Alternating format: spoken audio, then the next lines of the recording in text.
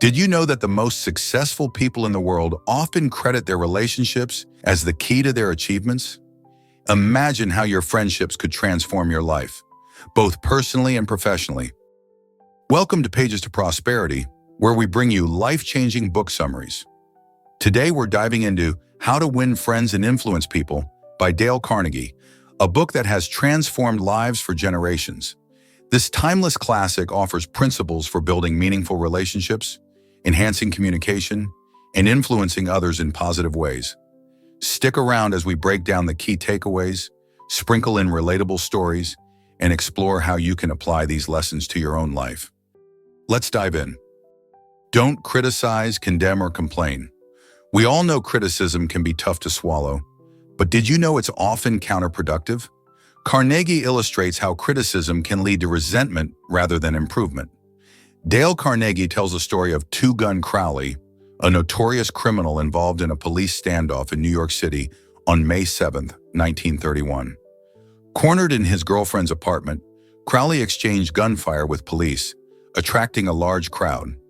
During the standoff, he wrote a letter stating he had a weary heart but a kind one and would never hurt anyone, revealing a complex personality, violent yet reflective. Ultimately, Crowley was captured and sentenced to death, highlighting the duality of human nature and the importance of understanding people beyond their actions. This shows how people resist self-criticism and justify their wrongdoings. Take Abraham Lincoln, for example. He understood the damage criticism can do. After General Meade allowed General Lee to escape, Lincoln wrote a harsh letter but never sent it. He realized that it would not change the past and would only harm morale. Lincoln's restraint highlights the power of empathy over condemnation. Carnegie recounts that Mark Twain, known for his sharp wit and humor, sometimes lost his temper and wrote letters that reflected his ire. One notable example involved Twain writing a letter to a man who had upset him, in which he expressed his frustration with biting sarcasm, suggesting that the man needed a burial permit. This letter was filled with Twain's characteristic humor, but also showcased his anger at that moment. Another instance Carnegie mentions is when Twain wrote to an editor regarding a proofreader's attempts to correct his spelling and punctuation. Twain's response was equally scathing, as he ordered the editor to ensure that the proofreader kept his suggestions in the mush of his decayed brain. These letters allowed Twain to vent his frustrations and feel better temporarily. However, Carnegie points out that Twain's wife played an important role in managing these emotional outbursts. She would secretly lift the letters out of the mail before they could be sent, preventing Twain from making potentially damaging statements that he might later regret. Carnegie used the anecdotes to highlight the importance of self-control and the wisdom of taking a step back before reacting in anger. He reminds us that while it is natural to feel anger, it is often more beneficial to focus on self-improvement rather than trying to change others. He suggests that instead of complaining about others' faults, individuals should reflect on their own shortcomings. The power of importance. We all want to feel important. It's a basic human need. Carnegie shares the story of Stevie Morris, a blind boy whose exceptional hearing was recognized by a teacher. The teacher, noticing Stevie's keen sense of hearing, asked him to help her find a mouse that had gotten loose in the classroom. This task allowed Stevie to demonstrate his exceptional auditory skills, as he was able to locate the mouse quickly. That moment of appreciation turned him into the musical legend Stevie Wonder. Charles Schwab, a legendary businessman, knew the power of recognizing others. Instead of focusing on mistakes, he motivated his employees with sincere praise. Schwab understood that recognition is a far more effective motivator than criticism. Flattery versus sincere appreciation. Carnegie warns against empty flattery, which feels disingenuous. Genuine appreciation, on the other hand, comes from the heart.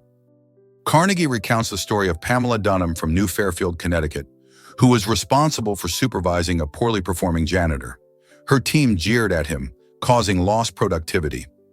After various unsuccessful attempts to motivate him, she began praising his occasional good work in front of others.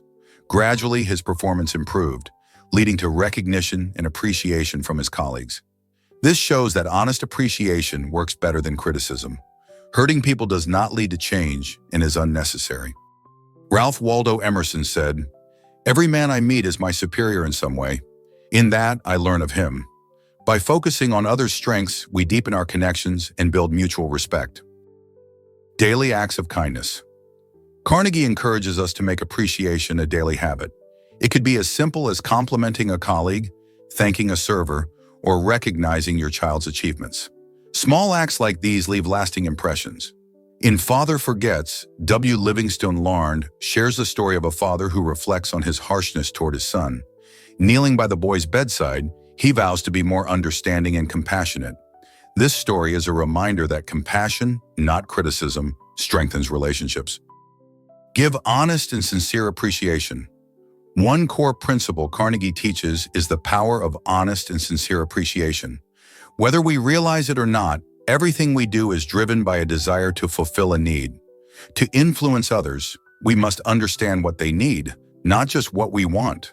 For example, Lloyd George, Britain's Prime Minister during World War I, knew how to understand people's desires. When asked how he stayed in power after wartime leaders like Wilson, Orlando, and Clemenceau were forgotten, he credited his ability to bait the hook to suit the fish. Why talk about what we want? That is childish, absurd. Of course, you are interested in what you want. You are eternally interested in it.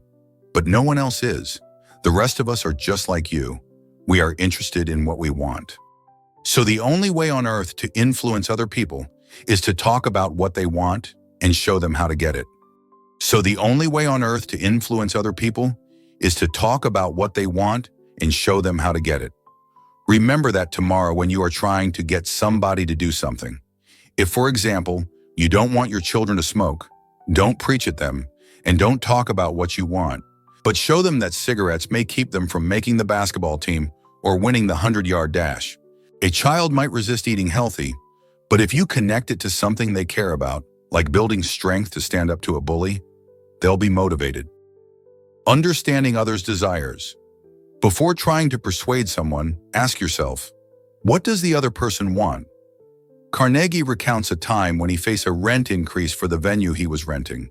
He states, "I once rented a grand ballroom in a New York hotel for lectures, but was shocked to learn that my rent had almost tripled. With tickets already printed and announcements made, I needed to address the rent hike.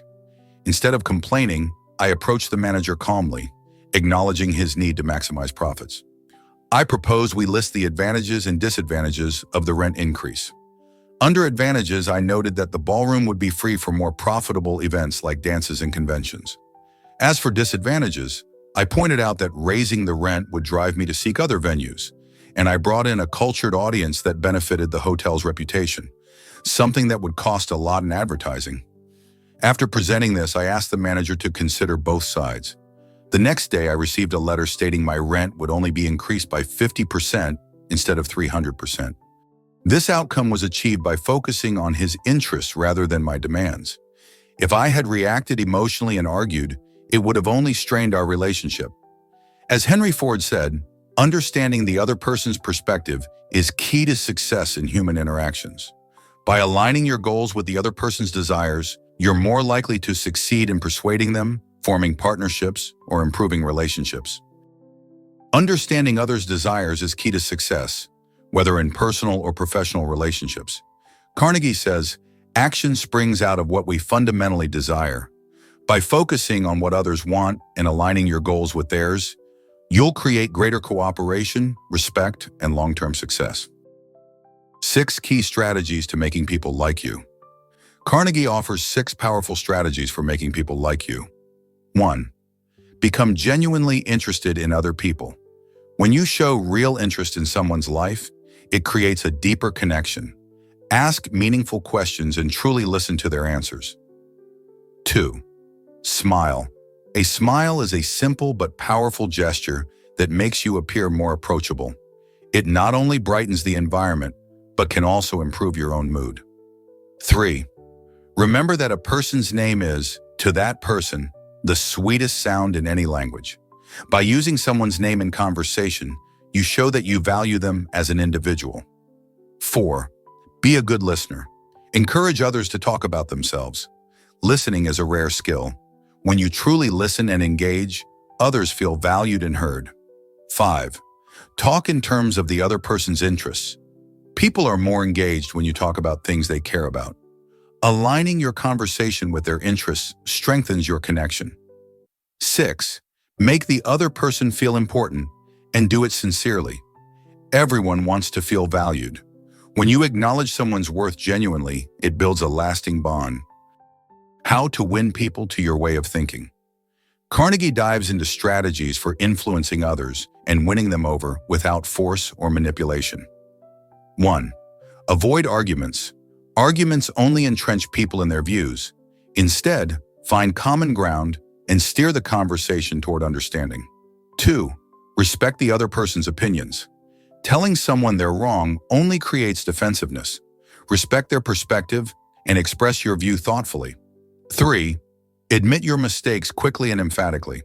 When you make a mistake, admit it quickly and sincerely. This shows humility and earns respect. 4. Begin in a friendly way. Starting a conversation on a positive note sets the stage for cooperation. Approach others with warmth and appreciation. By applying all the principles we've discussed, you'll build stronger relationships, gain trust, and influence others in a positive way. Whether in your personal life or career, these strategies will set you on the path to success. Thank you for joining us on this journey through how to win friends and influence people. What's your secret to building lasting friendships? Share your thoughts in the comments below, and don't forget to check out our other book summaries. Subscribe to Pages to Prosperity for more valuable insights that can transform your life. Let's remember to be hearty in our approbation and lavish in our praise. And as always, see you in the next summary.